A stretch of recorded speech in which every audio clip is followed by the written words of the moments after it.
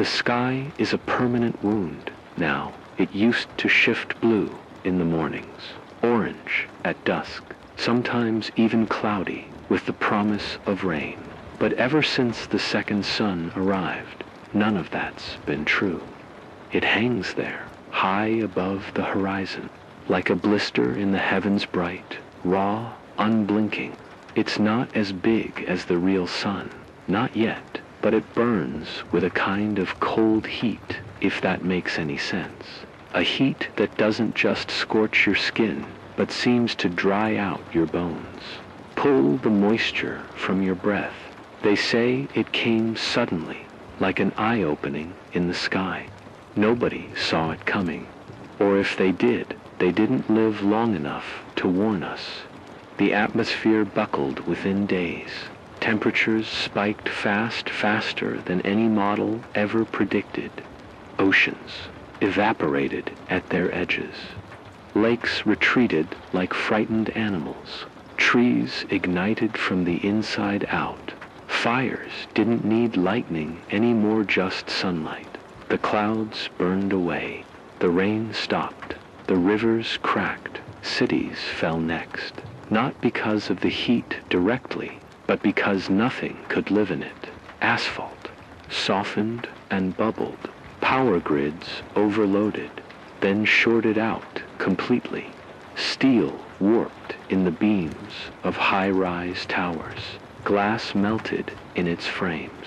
The rich tried to go underground. The poor tried to go north. Neither worked. The second sun saw through the dirt, and the poles were no cooler than the equator. I used to live near the coast, what used to be the coast. Now it's an endless stretch of salted mudflats where ghost piers rise from the cracked bed like ribs. Boats sit sideways, rusted into place, their shadows burned into the ground. The sea pulled back like it was ashamed, and what's left is a graveyard of barnacles and bones. I haven't seen real water in over a year, got government, that collapsed. Within months, emergency broadcasts sputtered out one by one. The last thing I remember from the official channels was a press briefing that froze, mid-sentences, stammering something about uncontainable atmospheric anomalies before the screen went black. No one's in charge now. No laws, no countries, just heat and silence and the slow crumble of what we used to call civilization. But not everyone's gone. You still see people sometimes, mostly at dusk, when the weaker sun dips low and the night pretends to return. They scavenge in the ruins, faces covered in makeshift cloth, eyes ringed with soot. They don't say much. Some still barter water filters, canned food, radiation salves, if you're lucky. Others kill for less. There's a group out east they call the Kindled, who worship the second sun. I don't know what they believe exactly, but they burn their dead in open pits and claim it's a mercy or a sacrifice. Maybe both. There are rumors, of course. There always are. Whispers over radios like mine. Some say there's a mountain range that stayed cold. Some say there's a river still flowing, hidden underground. Others talk about shelters' old climate research facilities, insulated bunkers, arcs of knowledge sealed off before the collapse. But it's hard to tell what's real and what's desperation wearing the mask of hope. The roads are mostly gone. Asphalt's been swallowed by the earth or torn up by heat quakes. Nature didn't die, just changed. The plants that survived are brittle and thorned, colored wrong. The animals either perished or adapted into nightmares. I saw a dog once, or what used to be a dog. Its fur was patchy, its eyes clouded, but it still wagged its tail. I didn't have anything to give it. Buildings, museums, malls, bankstand empty. Their windows are black with soot or shattered from the heat. Inside, it's always worse. The air doesn't move. Time rots things faster now. Paper curls at the edges, plastic buckles and warps. The past feels fragile, like it's trying to forget us before we forget it. There are no birds anymore. No insect buzz, just wind when it bothers to blow, and the long, humming quiet of a planet holding its breath. Every time the second sun rises, it feels like a countdown. We're all just waiting, either for it to go away or for it to grow, to take the last breath of air and leave the earth a scorched shell. Still, I'm here, broadcasting from what used to be a high school library, reinforced the walls with scavenged sheet metal, blacked out the windows with old test prep books and damp blankets. I've got solar panels that haven't melted yet, and a cracked radio tower that, on good days, still reaches someone, maybe even you. If you're out there, if you're still listening, know this. The world didn't end all at once. It ended, slowly, heat wave by heat wave, decision by decision, and then, all at once, and now we live in the after. The question isn't what happened, it's what comes next. My name doesn't matter much anymore. Out here, names don't carry the same weight. They used to. The world burned them off, one letter at a time. But if it helps you listen, if it helps you trust the voice coming through the static, you can call me Eli. That's what my mother called me, back when there were mothers, and kitchens that smelled like bread, and windows that faced west. I wasn't always a voice on a dying frequency. I was a systems technician, just a regular guy who made sure the emergency networks didn't fail when the power flickered during monsoon season or when brush fires danced too close to the city's edge. I liked fixing things, liked knowing that something still worked because of me. I lived in Flagstaff, had a small apartment above a bakery, a dog named Delta. I was saving up to replace the cracked tiles in the bathroom. None of that matters now. Flagstaff is ash. Delta's leash still hangs on a nail in the studio, untouched since the day I let her go. Sometimes I think I can still hear her paws on the concrete outside, but it's just the wind, always the wind. I remember the day the second sun appeared clearer than I remember my own birthday. It was like someone had punched a hole through the sky. We were told it was a satellite malfunction at first, or an atmospheric reflection, a trick of the light. That lie lasted 3 days. Then came the heat. Not the kind you sweat through. This was the kind that seared the inside of your lungs, turned your veins sluggish. People started collapsing in the streets, begging for shade that no longer offered relief. The air turned thick with the scent of burning plastic, of bodies, of desperation. When the government's emergency network went dark, I climbed the roof of the old high school and rerouted an auxiliary transmitter. Took 2 days and cost me the skin on my palms, but I got it working. I've been broadcasting ever since this place. It used to be Flagstaff High. You can still make out the letters, half melted and blackened on the entrance arch. I cleared out the library books burned for heat during the first winter, when the sun's twin hid behind the smoke for a while and frost returned like a cruel joke. Now the room is half bunker, half shrine. I've built soundproofing from textbooks, mattress foam, insulation ripped from the old science wing, A solar array I scavenged from an abandoned museum gives me just enough power to run the transmitter. And a cracked radio board I salvaged from an old weather station lets me push out a signal when the sky doesn't fight me too hard.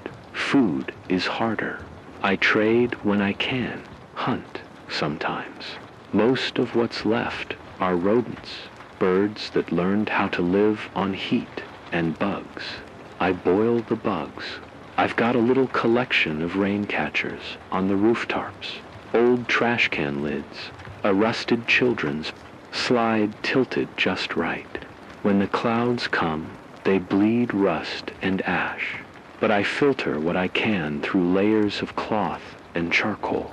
It's not clean, but it keeps me going. That's what survival is, now not winning, just going.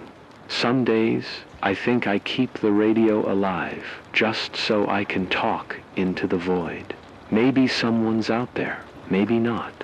I picture a teenager with cracked headphones, or a caravan of survivors huddled around a battered receiver, or someone alone in a cave, tuning the dial just to hear another voice. Maybe it's not even for them. Maybe it's for me, just so I don't forget how to speak. I've lost count of how many people I've lost.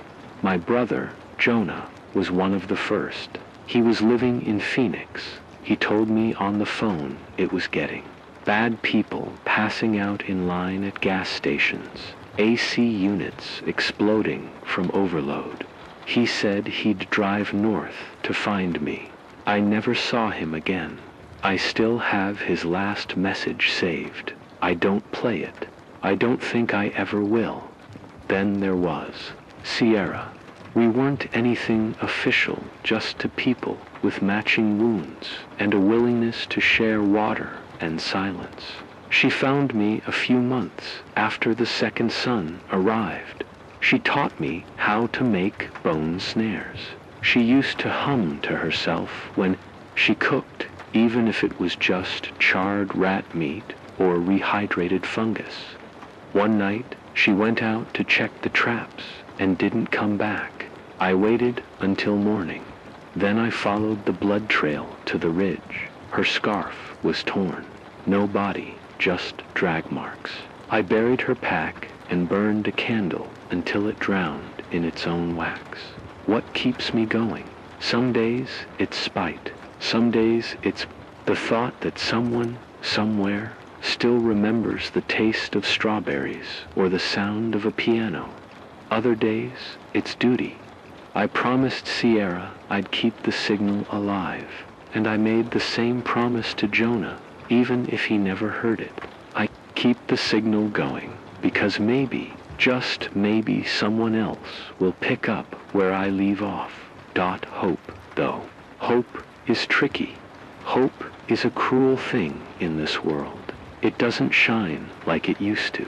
It's more like a dying ember you cup in your hands, trying not to breathe too hard lest you smother it. But without it, everything turns to ash faster. So I guard it, feed it what little I can. Sometimes a song, sometimes a memory, sometimes just the sound of my voice saying, "You're not alone." I've met others, traitors, mostly drifters. Not many stay. No one wants to be tethered these days. I don't blame them. Places they've seen, weather patterns shifting, cults rising, towns forming, then crumbling. I map what I can on the old whiteboard in the back of the library. It's a mess of arrows and faded ink, but it's something. A record, a kind of heartbeat. I suppose that's what I've become. A heartbeat, faint, irregular, but steady. This world is cruel now, cruel and loud and quiet in all the wrong ways, but it's still a world, still turning, even if the rules have changed, even if the light is wrong. So I broadcast, I speak, I survive. If you're listening out there, maybe you're surviving too. Maybe you've lost everything, or maybe you're clinging to one thing, a photograph, a locket, a name whispered before sleep. Whatever it is, hold on to it. It matters. More than I can say. I'm Eli. I'm here. I'm still breathing. And I'm not done talking yet. I hear it before I see it alow. Rolling thunder that doesn't smell like rain. It smells like ozone and burning metal. Out here, we learned to fear the sky because the sky has betrayed us. Since the second sun awakened, weather has gone mad. The first sign was the heat waves that felt more like living inside a bonfire than under sunlight. Thermometers broke at 60 degrees Celsius. Pavement melted into black pools. People collapsed in the streets, delirious and burned. But that was only the beginning. For 18 months, there was no rain, not a single drop. We scavenged every roof, every gutter, every rusted barrel. We rigged tarpaulins and sheets of metal into makeshift catchers. But what fell was ash-pulverized remains of distant wildfires and burnt-out cities. When the clouds finally returned, they released brackish, toxic sludge that we filtered through layers of cloth and charred wood. But every filter lasted only days before clogging, days sometimes less. My little rooftop cistern, cobbled together from old barrels, goes dry more often than not. Children's lips, hoping for a miracle. But miracles are rarer than rain now, the second sun's relentless glare.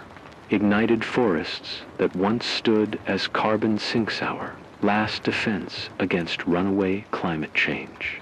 Entire mountain slopes became pyres of flame. Forest fires roared without pause. Smoke turned day into permanent dusk, a dim red haze that settled in your lungs. Even charred earth would smolder for weeks after the flames died. We thought the ash would insulate us, but it only added to the scourge windstorms, carried it for miles, turning every inhale into a cough fit. Out here, the horizon is a line of fire and smoke. Some nights, you can see distant conflagrations, lighting up the sky like another sun. When the weather finally turned, it did so without warning. One morning, the sky crackled with static. The wind came in waves, hot, toxic blasts that knocked me off my feet. Then glass began to rain down, tiny, razor-sharp hailstones, laced with sulfur from burnt industrial sites. They sliced through tarps and flesh alike. After that came the clouds, black as blood, heavy with acid. I sealed the studio, taped over. Every crack, even so, it seeped through. I woke up the next day with burns on my arms and throat so raw I could barely speak. Survivors told me of towns washed away in flash floods, rivers, swollen by sudden cloudbursts, carrying chemical runoff into everything it touched. I've met people who see the second sun as punishment, others who see it as salvation. Some band together for safety, pooling water and weapons. Others prey on the weak. They were dressed in patchwork armor made from sheet metal and duct tape, faces shielded by welded masks. They demanded my water, my food, even my radio gear. I had nothing. They wanted just a solar panel that barely worked and a handful of rat jerky. They left me alive, but dragged away my weatherboard and maps. Later, I heard they sold the board's compass for bullets. Then there was Leela and her group, 6 souls crammed into a bullet-riddled RV. They showed up one evening, stumbling through a windstorm, and had water just enough to share. We huddled in the library's basement over a ration of canned peaches. They spoke of a place called New Donna, rumored refuge in higher elevations where the second sun's glare was less intense. They spoke in hushed tones like a prayer. I recorded every word. To believe in Lila's eyes glowed with a fierce hope that reminded me of why I do this broadcast to the void, to keep the ember alive. Oxygen itself feels thinner now, with forests reduced to ashes. Carbon dioxide lingers heavier in what atmosphere remains. Breathing requires labor. Each inhale can feel like sucking air through a straw lined with charcoal. Masks made from cloth and coffee filters help, but they become dangerously baked in the sun, and survivors trade them like coins. A few hours of easier air. I do maintenance in the dead of night when temperatures drop below 40 degrees Celsius. Even then, suffocation. Food is a catalog of horrors now. Canned goods stored too long and gone rancid. Roots dug from scorched earth. Insects boiled into protein sludge. When I'm desperate, I roast locusts over the stove and swallow them with bits of soaked dried seaweed I smuggled from the coast. Fuel for generators is even scarcer. Antiquated diesel engines cough and splutter on tainted vegetable oil salvaged from overfilled supermarket basements. Solar is fickle. The panels bake and crack in the relentless glare. Cables fray in the heat, so I strip copper wire from dead transformers to patch holes, running risks of electrocuting myself in storms. Medicine is a myth. Antibiotics went first, then insulin. Diabetics trade body parts for bottles. They can't even find medicine to manufacture. I patch wounds with duct tape and splints carved from broken chair legs. What little painkillers I have come from dead bodies salvaged from ransacked ambulances. I ration them for migraines and infections. A bad cut can kill you faster than heat stroke. Every broadcast. I slip in what data I can. Temperature records show a steady climb beyond any benchmark humans studied. 6 months after the second sun rose, global average temps hit 50 degrees Celsius. The sun's twin orbits outside our planet reflects light, but also emits infrared wavelengths that our instruments barely register as heat. The result? Runaway radiative forcing. NASA satellite feeds stopped updating when their instruments melted. We rely on ground sensors' crude devices I helped recalibrate back when I still worked in telecom. I tell you this not as lecture, but as warning. Expect more. Expect the sun to swell, not shrink. Expect normal seasons to vanish. Water tables collapse under the summer sun. Aquifers, once our safety net, are drawn dry. Boreholes drilled for emergency relief produce dust. We rig UV sterilizers from old water purification units, wiring them into stolen power lines, hoping the UV kills what's left of bacteria but not the heavy metals. I tried a makeshift reverse osmosis pump once. It drew more power than I could spare, and my batteries exploded. Batteries, the lifeblood of our meager techar, drawn from thousands of devices.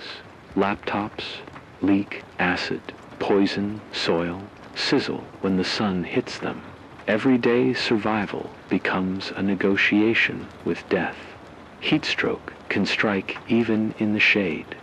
A single electrical storm can fuse wires, knock out radios, strand you miles from help. Raiders patrol the highways, searching for lone travelers. The kindled cultists who worship the new sun ambush convoys offer salvation to those willing to burn sacrifices. They carve their beliefs into survivors, branding them with red-hot metal rods. Some join them out of fear, others from twisted conviction. I lost my maps to them once. I found the shredded fragments weeks later, half-burned in their bonfire.communities, fracture when resources run dry. I hear of camps where water rations are tested by forced trials contestants compete in midday heat for a sip. If they faint, they're left behind. If they win, they drink alone. Morality phrase: we barter humanity for a glass of cool water. We barter our conscience for a light breeze. If you're still listening and still trying to survive, here's what I've learned. Conserve. Heat, move at dawn and dusk. Build shelters with reflective panels, salvaged from old solar cookers to redirect infrared away. Collect water wisely. Catch dew on plastic sheeting overnight. Them in cooler ground, even small yields add up. Filter smart, layer cloth, charcoal, and sand. Then boil if you have fuel.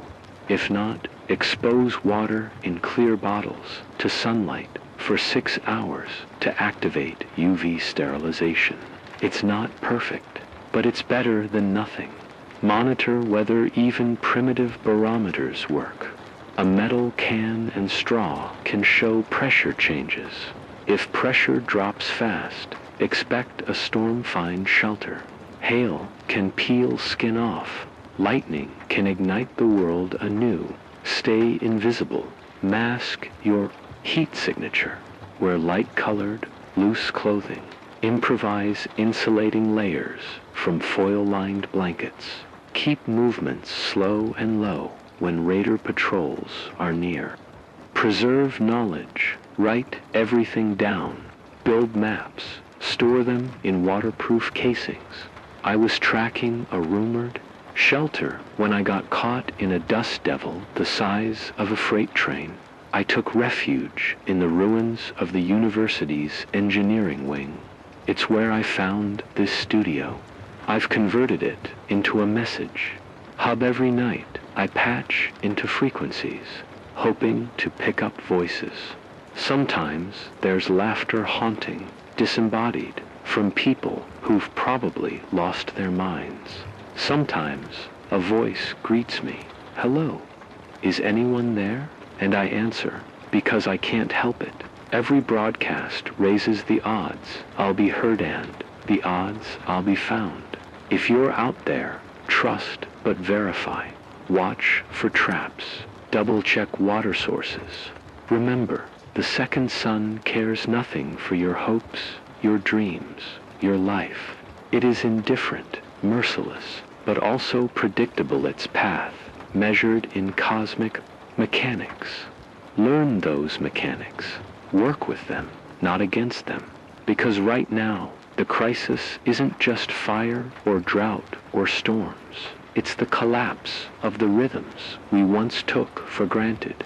Day and night have become arbitrary, but how do we adapt to a world that no longer follows its own rules? I don't have all the answers. I don't even know the questions anymore. All I have is the microphone, the hum of my generator, and the flicker of hope that somewhere, someone is tuning in. And when you do, when you finally hear my voice, I want you to know this. We've already crossed the point of no return. The second sun has risen, and the planet is changing.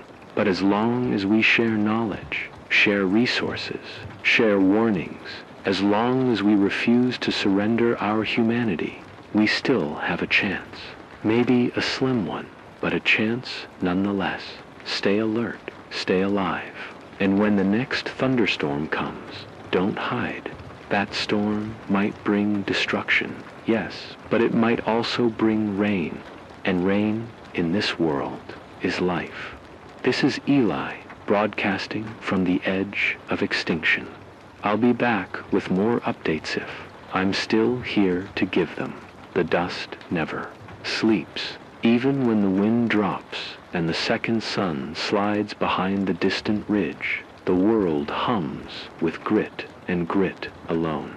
I wake to a library coated in a fine layer of orange-brown particles ash from fires 20 miles north, earth from quakes 30 miles west, all swept in by storms that feel less like weather and more like punishment. Each morning I sweep the floor and check the panels. Each morning I wonder how much time I've bought myself water rations today. 0.75 liters. Yesterday, 0.9. Tomorrow, I'm not sure. My rooftop cistern yielded nothing in the last cloudburst. The sludge was too thick to filter. I spent a half day in the stacks, boiling sludge through a dozen layers of cloth, then letting sediment settle for hours. I ended up with enough for a single cup of coffee, black, rancid, but warm. It tasted like memories. Food is worse. Rat, jerky, and locust broth. My last can of beans went to Lila's group. My calculation was simple. Keep the rumor alive. Keep the rumor working, and they'll keep me alive in return. Now, I wonder if that was worth it. I'm down to bits of jerky.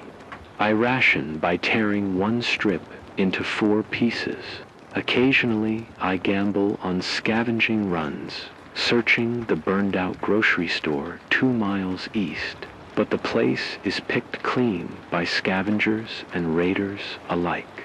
A pile of half-burned notebooks. Fuel for the generator is a memory. I scavenge vegetable oil from abandoned restaurants, but it's mixed with ash and salty sludge. I strain it through a plastic funnel lined with cloth, then pray the engine sputters to life. Most days, it doesn't. Some nights, I fall asleep to the ragged gasp of dying diesel, and I wake to silence. The coyotes are not the only predators. Raiders prowl the highways that cracked ribbon of asphalt. They now call the road of bones. I've seen them on their dune buggies, frame armor welded crudely together, faces hidden behind welding masks. They set up ambushes at night, their headlights blazing like angry eyes. If you have it, you give it. If you don't, you run. If you try to fight, you die. 2 nights ago, I heard them outside shouting, the clatter of metal, a dog barking in fear. I cut the power, taped over every gap in the window covers, and lay flat on the floor. Their voices grew closer, I heard. One shout, search every room for 15 minutes. I held my breath while they stomached through the corridor. Then they left, probably disappointed, or maybe they found nothing worth the risk. Either way, I counted it a victory. A hollow one, but a victory, ... as I returned to the transmitter. I found a note slipped under the door half-burned, the edges curled black. It read, Blue Oasis, north of Dry Creek, 37.1294N. A name that shimmered in my mind. Blue Oasis. I've heard tales before stories of ice-cold springs hidden beneath a collapsed mine, shaft, of green ferns thriving in underground caverns, of water so pure it heals burns. But I've also heard of cultspeople who worship the second sun so fiercely they'll kill to keep its secrets. Or is it another trap? I run numbers in my head, the distance, the terrain, the fuel needed, the raider risk, the potential payoff. It's a gamble, a desperate one. But my water barrel is emptying faster than my courage. I lay awake that night, listening to the library's walls creak. I think of Delta, my dog, back in the world that used to be. I think of my brother Jonah, of Sierra's stolen scarf, of the countless faces I've never seen but hear in the static. Anyone who's listening, or do I stay put? Hold the fort and guard the flickering signal. Hope is a two-edged knife. It can guide you or blind you. I've seen survivors march into the wasteland, chasing their own legends, only to stagger back, half dead, their dreams evaporated in dust storms. Yet I've also known people who found water in places we believed barren, who stumbled upon buried caches of medicine, who built communities around pumped wells and solar farms. People's resolve is tougher than steel if only they dare test it. I decide to act. My rigged barometer, the battered compass from Lila's group, the note itself. I strap on my heat-tinselated suta, patchwork of aluminum foil blankets and old lab coats, and load my .22 rifle. Not because I want to fight, but because sound can save you. A well-placed shot over the head can deter bandits. And if I'm desperate, it can feed me. I broadcast my plan in a low-frequency channel. This is Eli, heading north to coordinates 37.1294 N, 111.2677 W Blue Oasis, if it exists. If you hear this, and you're heading there too, do not trust cultists. I travel alone. Stay safe. My voice trembles in places I don't expect. The silence afterward is thicker than the storms. Walking the road of bones is like hiking through a graveyard. Half-buried cars, skeletal trees, wind-carved tombstones of collapsed gas stations. My eyes sting from ash. Every rusted barrel could house water or a bomb. I keep moving, head low, listening for the distant hum of engines, for the crackle of radio static that might be another traveler, or might be a lure midday. I find a pair of scavengers, a woman, and a boy hunkered behind a half-collapsed overpass. She waves me over, her face gaunt, eyes hollow. She offers me 3 sips of water for my filters. I give her 2 filters and my compass in exchange. She pockets the compass without a nod. The boy watches with vacant curiosity. I want to help them more, but I can't. I have my own hunt to pursue. Later, I realize I've dropped the note with the coordinates somewhere along the way. Panic flares. Without it, Blue Oasis vanishes into map ambiguity. I retrace my steps, scanning the ground, but the dust has already swallowed my footprints. I press on, telling myself I'll find it by dead reckoning, by landmarks described in the note. A collapsed radio tower, a canyon shaped like a crescent moon, and a cluster of pines that survived the fires. On the 3rd day, the sky roils, but static thunder returns, and I realize I'm near the Crescent Moon Canyon. Ahead, the cliffs rise like curved horns. I press forward, the air shimmering in waves of heat. Then the storm hits a sudden blast of wind so fierce it nearly knocks me off the path. Ash tears at my suit. The temperature plunges as the second sun ducks behind thick clouds. For the first time in months, rain follows tiny, razored pellets of hail that slice the air. I dive for cover under an overhanging ledge, dripping wet in seconds. The rain quickly turns acidic, burning through cloth and metal alike. I hold my breath, shield my eyes, and wait it out. The hail has carved grooves in the rock and eaten through thin metal signs. I step out and find puddles tiny, ones ringed with delicate green algae. I kneel, cup my hands, and taste them, cool, sweet. Not enough for a ration, but enough to know I'm close. As dusk falls, I see flickers of orange light down in the canyon floor. Campfires or torches. Raise an arm and speak in a clear, ringing voice. Turn back, wanderer. The blue oasis belongs to the children of the new sun. Leave now, and you may yet find mercy. I grip my rifle tighter.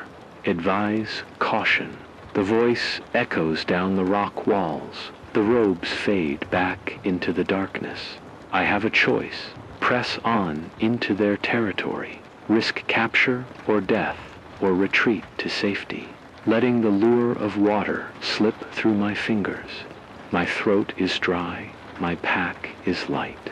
My mind spins. All my life, I've fixed systems networks, engines, circuits. I trusted that a broken part could be replaced, a dead wire reconnected.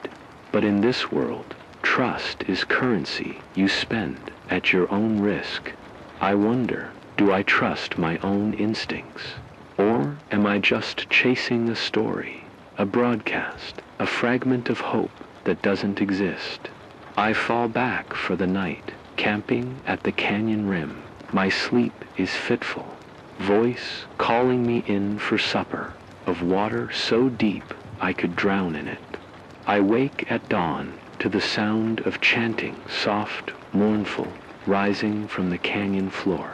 I pack up and descend slowly, rifle ready.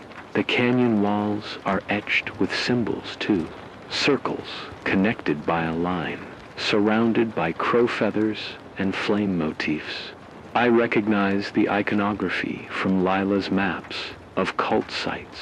They call themselves the Sons of the Second Dawn, their faith that the new sun is divine, its fires a holy trial, its heat a purifying flame. They see water as a test only. The truly faithful deserve it. I advance into the camp, moving between tents made of patched together tarps. There are perhaps 30 of them, men, women, even children, all dressed in the same threadbare robes. They turn to watch me, eyes gleaming in torchlight.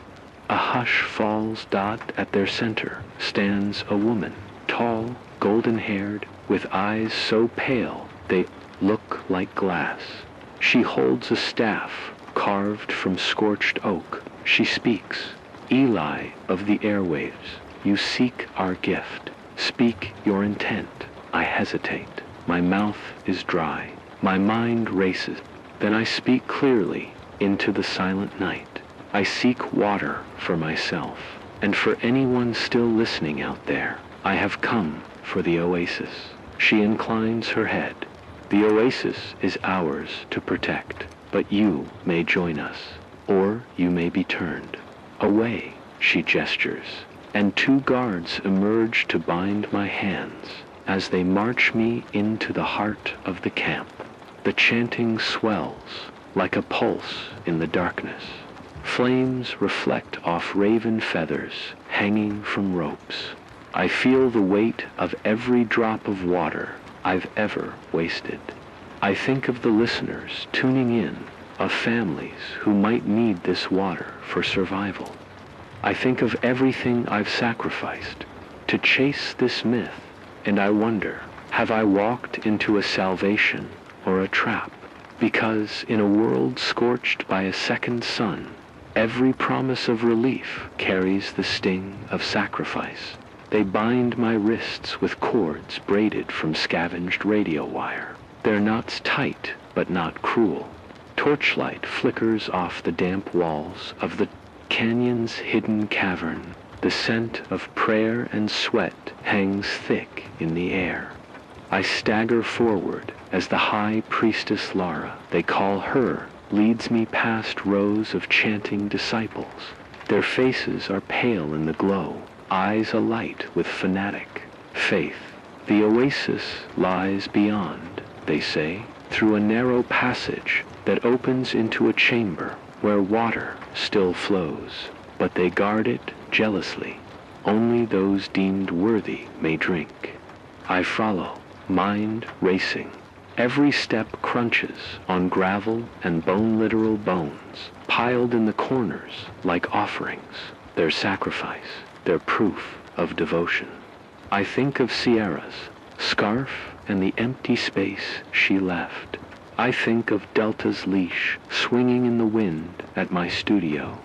I wonder, for a moment, if this is the moment of redemption I've sought, carved by water centuries ago, but long sealed by rock fallen till the second sun's tremors cracked the ceiling.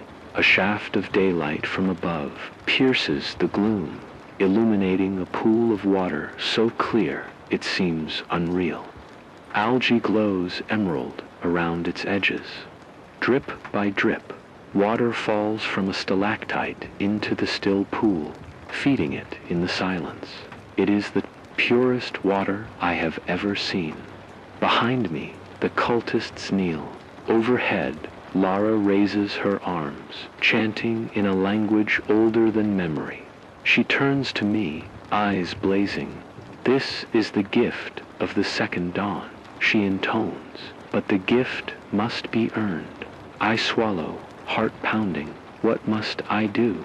My voice echoes unnaturally. She smiles, a cold, bright slash across her face, a sacrifice. She gestures to the piled bones.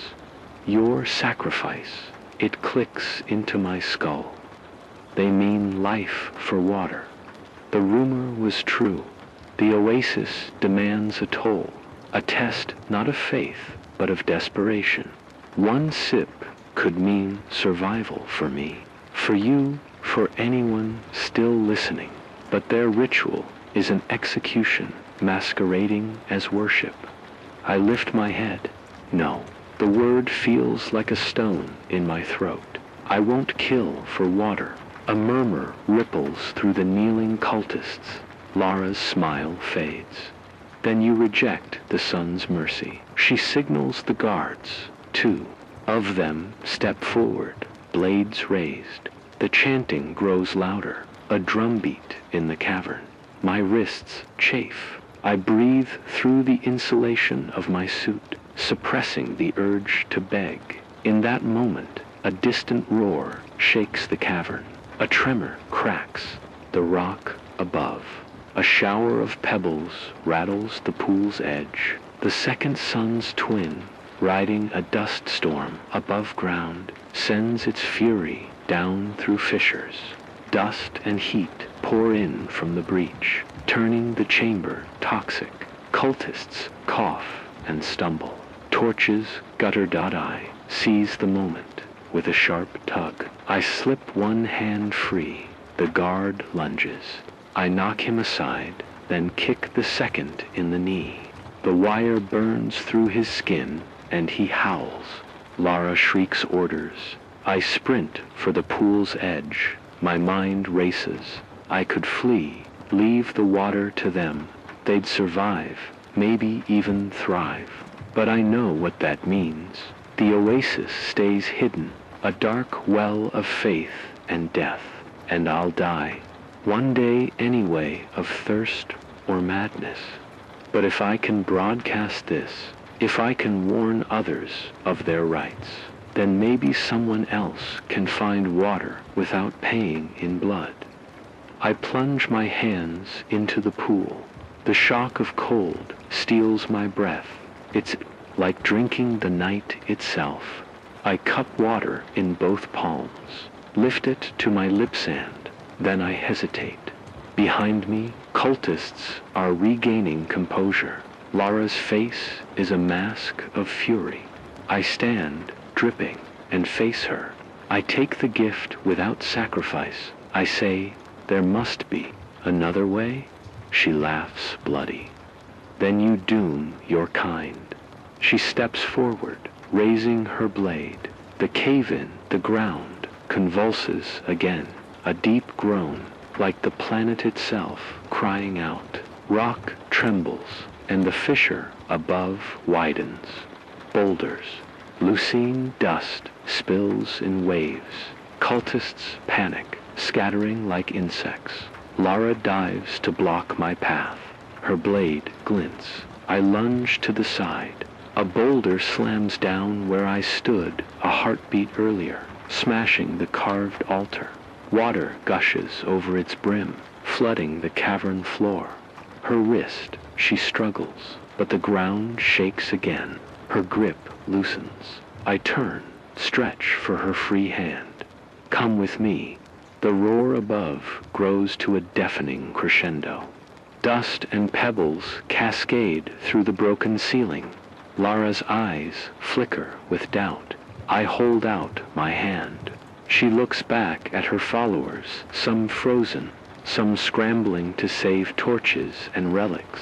Then she takes my hand.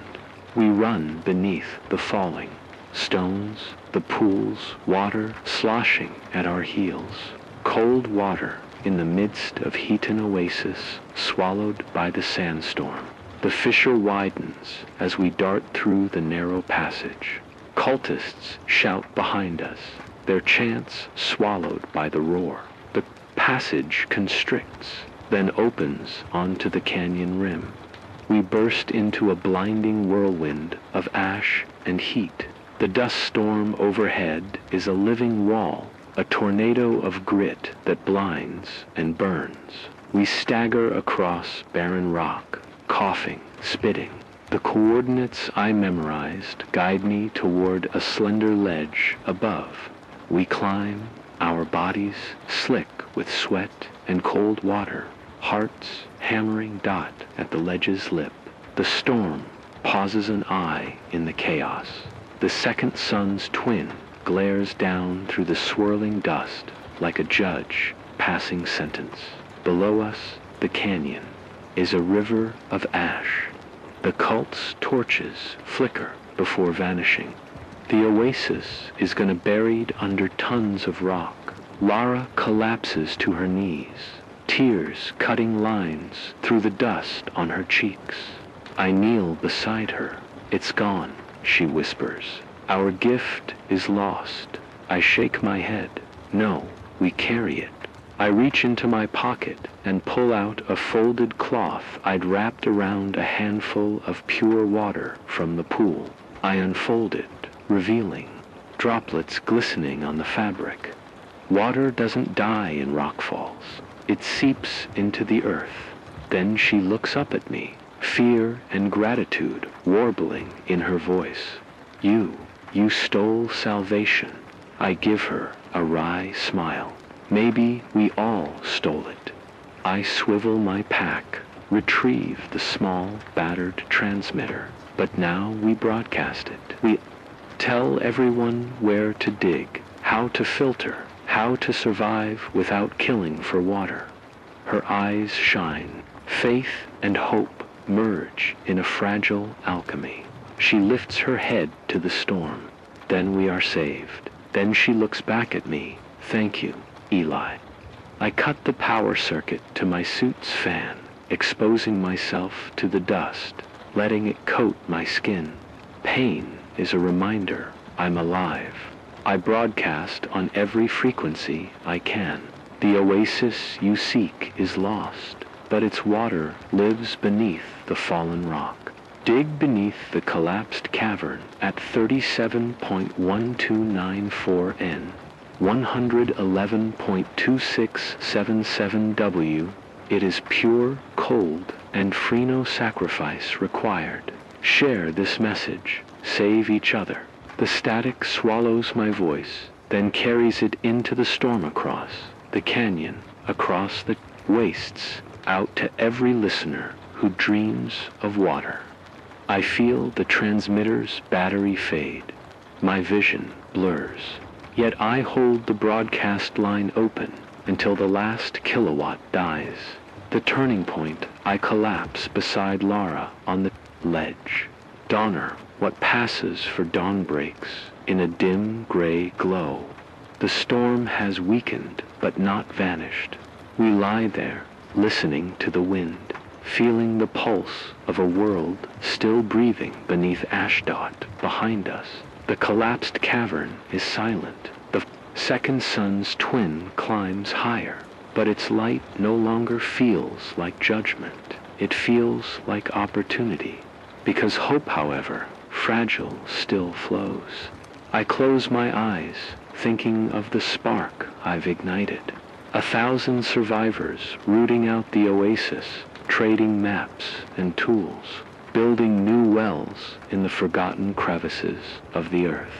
A network of living, veins carrying water through the dying world. And in that moment, the turning point, I realized the crisis was never just about water. It was about fear, about the darkness in our hearts that demands sacrifice. By refusing to kill, by choosing mercy over martyrdom, we've shattered the cult's hold on salvation. We've reclaimed humanity's right to live, unshackled by superstition. I open my eyes to the ruined landscape stretching beneath me. It is still harsh, still unforgiving, still marred by the second sun's wrath. But I am here. Lara is here, and the water endures. The world felt different after that night. The dust, storm receded, leaving the air sharp and cool in alien sensation after months of relentless heat. When I climbed back down from the ledge with Lara, we carried more than water-drenched rags. We carried a promise, lifeblood that no collapse could fully dam by dawn's pale light. We'd rigged a simple pump system from scavenged tubing and an old hand-crank generator.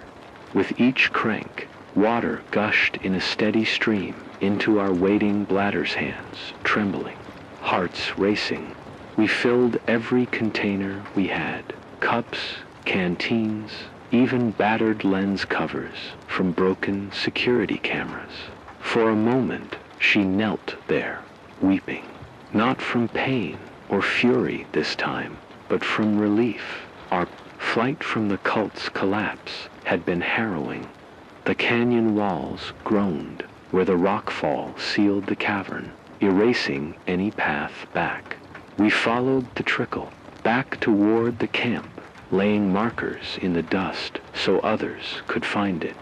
Lara's followers, once zealots demanding sacrifice, stood in stunned silence as we led them to the new spring. They knelt before the pump, cupping hands to drink without ritual, without blood. Their wide-eyed gratitude felt like an apology. For every life their fanaticism had cost, yes, the oasis water marked the first genuine victory in a year of losses. News of it spread like wildfire through the survivor network. Within days, small teams of diggers and engineers arrived makeshift caravans bearing shovels, filters, and children clutching empty jars. They patched together a communal well reinforced, the fisher with steel girders, and dug channels to catch every drop. I broadcast their progress, sharing blueprints, radio frequencies, passed hand to hand. It flickers and wavers, but if you shield it from extinction, if you share it becomes a beacon. Survivors who once scavenged alone now travel in pairs and trios, pooling resources to build solar stills and windcats. Raiders and cultists still roam beyond the canyon's rim, but fewer see the need to fight when water flows freely down these channels. I find myself awake before sunrise now, listening to the steady drip of the communal wells overflow. The ritual of pumping crank drip refill grounds me in a way I haven't felt since the world unraveled. Where once I broadcast from a solitary bunker, now I share airtime with engineers, mapping other hidden reserves, doctors teaching improvised wound care, and poets reading lines that remind us we're still human. My voice is steadier, less driven by desperation and more by purpose. I think of Jonah every time I speak. I wish he could hear me now, hear that his warnings weren't in vain. I think of Sierra's scarf, still folded in my pack-and-used, as a shroud now a cloth to filter impurities. I think of Delta's leash, swinging on the makeshift antenna I've erected at the new well. Sometimes at dusk, I swear I hear a tap at the base of the post, but when I look, there's only the gentle ripple of the water channel. I've changed. Survival used to mean scraping by. Now it means creating. I am no longer just a technician. Patching radios I'm, a builder of connections, a conduit of knowledge. Where once I feared the static on the airwaves, now I anticipate it, waiting for someone to call in with news of spring shoots pushing through scorched soil, or a rumor of another hidden aquifer. Fear remains. How could it not? The second sun still glares overhead, its twin orbit unchanging. But fear is no longer immobilizing. It's a reminder to keep moving, keep digging, keep listening. The land around the well is astonished to be alive again. Green algae carpets the damp stones. Ferns unfurl in shadowed crevices. Mushrooms, brittle at first, now ring the outer cracks of the canyon walls after evening rains. Birds, stunted, mutated their coloration, perhaps have returned in cautious flocks, drawing their reflections from the glassy pool. Insects hum with half-forgotten rhythms. None of this undoes the damage. The sky remains a dull, molten haze. Temperatures still soar by midday, but life, once relegated to the margins, is creeping back. The well's outflow feeds a small marsh. We've built plastic sheets hemmed into metal frames, collecting runoff, giving seedlings a chance. Rock, yet not everything is optimistic. The storms grow fiercer, acid downpour, more caustic than the last. Windquakes rend the canyon rim. The cult's remnants raid caravans. I've lost to engineers, to ambushes. Water tankers carrying surplus fuel have been hijacked and burned. The second sun's rule remains absolute. It broods, it scorches, it punishes sloppiness. We're learning that prosperity in this world isn't a flat plateau, it's a precarious ledge. One wrong turn, and you fall back into the abyss. So we document everything. I host nightly radio workshops on self-defense, on water purification, on bartering without bloodshed. Depend on a single source. We are decentralized, diffuse, and therefore harder to wipe out. Sitting before my microphone each evening, I confess I'm still frightened. The world beyond the canyon is wild and unpredictable, but I'm no longer alone, and neither are you. My purpose isn't just to survive the next storm that's a given, it's to help others survive theirs. The collapse taught me to fix broken systems. The oasis taught me to build new ones. Hope is no longer a gamble, it's an investment. I plant seeds, sometimes literal, with seed packets tinkered into survival, kitsened. I water them with water and word. I've come to see that even in a dead world, life finds a way not just to endure, but to transform. Our days now follow a rhythm. Dawn, pump and distribute water. Morning, maintenance on solar arrays. Security sweeps for raiders. Afternoon mapping. Expeditions, scouting for new springs. Evening, broadcast science reports. Survival tips, stories of loss and victory. Night, campfire gatherings around the well, where us survivors pass around the last treat we have. A handful of hardtack, defiance against the second sun's tyranny. I keep a stack of maps by my bed-old topographical surveys toward valleys said to harbor ice fields. I intend to explore them, not alone this time, but with teams, engineers, medics, farmers trained in hydroponics. We'll carry seeds and solar pumps. We'll plant new oases.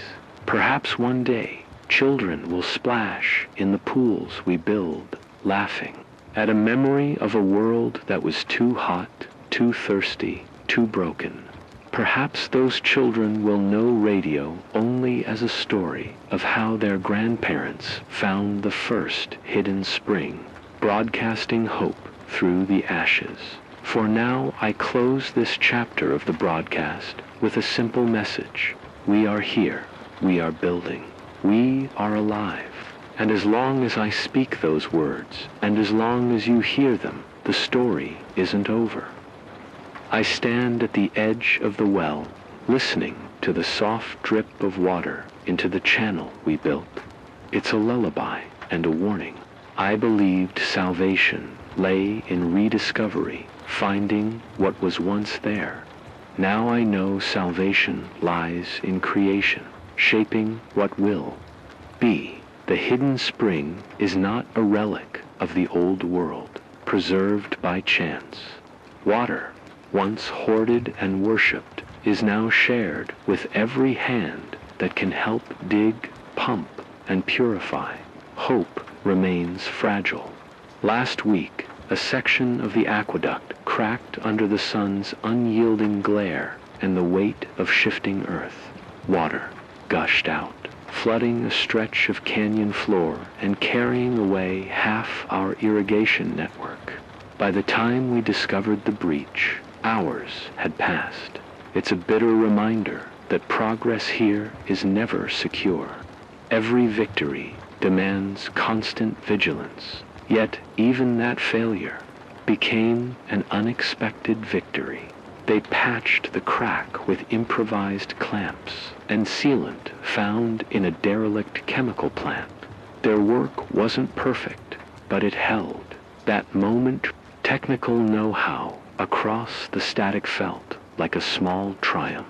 It's a flicker passed from person to person, skill to skill, broadcast to broadcast. A seed packet pulled from a library atlas becomes as precious as a canteen of water. A lesson in hand, crank generators can outshine a barrel of diesel. Every time someone tunes in, takes note, and acts, the world shifts a fraction toward something better. Still, we prepare for setbacks. We expect storms that can strip insulation from cables, dust quakes that can buckle steel, acid rains that can corrode pumps. Every new weather pattern brings uncertainty. Will it cleanse the air, or will it poison the water? Survival, I've learned, is not a destination, but a discipline. We map rainfall tracks to predict storms, distribute seeds to farmland plots hidden beneath shelters, train lookouts to spot raiders before they close in. We calibrate filters and scrubbers to handle each new contaminant. We teach children to recognize edible fungi and to test water with improvised nitrile strips. We rehearse evacuation routes, keeping caches of rations and radios in every corner of the canyon. I think of this place as a crucible. Under the second sun's relentless pressure, we've melted down the old world's complacencies and forged something new. It's not a utopia. There are still arguments over ration shares, conflicts over water rights, and skirmishes with bandits. A pair of engineers who repair solar arrays at dawn. Volunteers who clear ash from the solar panels so they keep working. As I prepare for my final broadcast of the day, I pace the narrow balcony overlooking our makeshift oasis. The sky is a smear of molten copper and steel gray. Somewhere out there, A traveler presses a dying radio to their ear, hoping to hear a friendly voice. Somewhere out there, someone is debating whether to risk the road of bones to reach these coordinates. Maybe you're listening right now. In each dawn we choose to draw water, to plant seeds, to teach, to broadcast. Without that choice, we revert to scavengers, reacting rather than creating. Knowledge is survival. A blueprint for a solar still can outmatch a barrel of kerosene. A lone voice on the airwaves can inspire courage, but a network of voices builds a world. I adjust the microphone and clear my throat. My voice falters only for a moment before the static fades and I begin. Good evening, survivors. This is Eli, broadcasting from the Greenwell Canyon Oasis. Today, we patched our aqueduct and irrigated 3 new plots of hardy ryegrass. Tomorrow, we'll auction off 50 seed packets of drought-resistant barley, if you're within range, of 37.129 for N111.2677W. Head here with tools and water containers. We have room and work for all. We lost half our flow to a crack yesterday, but we fixed it together. That's what we do now. We don't hoard hope or sacrifice each other's lives. We share what we have and repair what's broken. The second sun will not relent, but neither will we. I don't know what tomorrow holds. A storm may wash us away, or a new spring may burst from the earth. But for today, we have this oasis, this community, and this voice. Keep fighting, keep building, keep sharing knowledge and water. Stay alive, stay kind, stay human. The world may be burning, but as long as we have breath, we have a chance. I cut the transmission and lean back against the railing. Below, lanterns. Their silhouettes are tiny against the vastness, but they are not insignificant. They are the pulse of this place. The second sun dips toward the horizon, its twin blazing like an ember. Tomorrow, it will climb again. One repaired solar panel, one shared broadcast at a time. Hope is fragile. Despair is easy. But every drop of water drawn here, every seed sown in ash, every radio wave carrying words of survival rings like a bell against the darkness. So I hold this moment close and step inside to join the evenings. Stay human. Keep the signal alive. Eli, signing off.